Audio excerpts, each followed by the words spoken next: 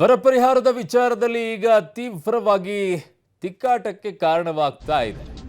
ಲೋಕಸಭೆ 2ನೇ ಹಂತದ ಅಖಾಡದಲ್ಲಿ ಪರಿಹಾರ ಫೈಟ್ ಜೋರಾಗಿದೆ. ಕೇಂದ್ರದಿಂದ 3,454 ಕೋಟಿ ಬರ ಪರಿಹಾರ ಬಿಡುಗಡೆಗೆ ಡಿಕೆ ಶಿವಕುಮಾರ್ ಟಾಂಗ್ ಕೊಟ್ಟಿದ್ದಾರೆ. ನಿನ್ನೆಯ ಚುನಾವಣೆಯಲ್ಲಿ ನಮಗೆ ಡಬಲ್ ಡಿಜಿಟ್ ಬರುತ್ತೆ ಅನ್ನೋ ಮಾಹಿತಿ ಬಿಜೆಪಿಯವರಿಗೆ ಸಿಕ್ಬಿಟ್ಟಿದೆ. ಅದಕ್ಕೆ ಇವತ್ತು ಹಣ ಬಿಡುಗಡೆ ಮಾಡಿಬಿಟ್ಟಿದ್ದಾರೆ. ಆನೆ ಹೊಟ್ಟೆಗೆ ಅರೆಕಾಸಿನ ಮಜ್ಜಿಗೆ ಥರ ಇದು ಅಂತ ವ್ಯಾಖ್ಯಾನ ಮಾಡಿದ್ದಾರೆ.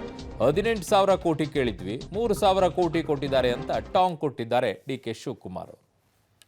8,000 ಕೇಳಿದ್ದು 3,000 ಚಿಲ್ಲರೆ ಕೊಟ್ಟಿದ್ದಾರೆ. ಇದೇನಲ್ಲ ಮಜ್ಜಿಗೆ ಆನೆಗೆ ಅಂತ.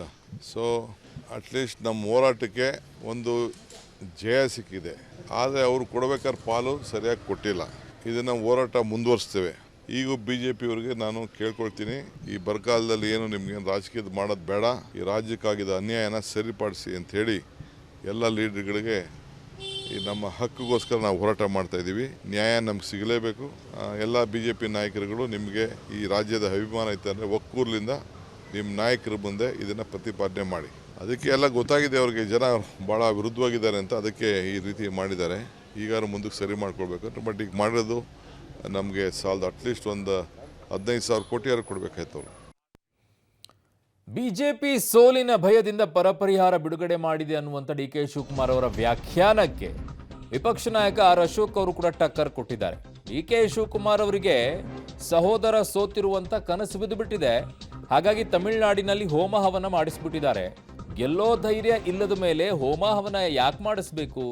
ಸೋಲಿನ ಭೀತಿಯಿಂದ ಬೆಂಗಳೂರು ಗ್ರಾಮಾಂತರಕ್ಕೆ ಡಿಕೆ ಶಿವಕುಮಾರ್ ಅವರು 10 ಸಲ ಹೋಗಿದ್ದಾರೆ ಅಂತ ಕೌಂಟರ್ ಕೊಟ್ಟಿದ್ದಾರೆ ಡಿಕೆ ಶಿವಕುಮಾರ್ ಅವರಿಗೆ ವಿಪಕ್ಷ ನಾಯಕ ಅಶೋಕ್ ಅವರು.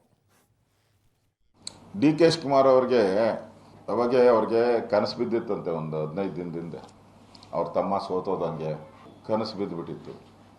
ಮತ್ತೆ ಸೋತ ಮೇಲೆ ಅವರನ್ನು ಎಲ್ಲಿ MLC ಮಾಡಬೇಕಾ ಅಥವಾ ಗೆದ್ದಿರೋಂಥ ಕಾಂಗ್ರೆಸ್ MLA ಎಲ್ಲಿ ಗೆದ್ದಿದ್ದಾರೆ, ಈ ರಾಮನಗರ ಎಲ್ಲ ಗೆದ್ದಿದ್ದಾರಲ್ಲ ಮಾಗಡಿ, ಯಾರನ್ನ ರಿಸೈನ್ ಮಾಡಿಸಿ ಅವರನ್ನು ನಿಲ್ಲಿಸಿ ಗೆಲ್ಲಿಸಿ ಅವ್ರ ಜೊತೆಲಿ ಮಂತ್ರಿ ಮಾಡಬೇಕು ಅನ್ನೋದು ನಡೀತಾ ಇರೋವಂಥದ್ದು ಇದು.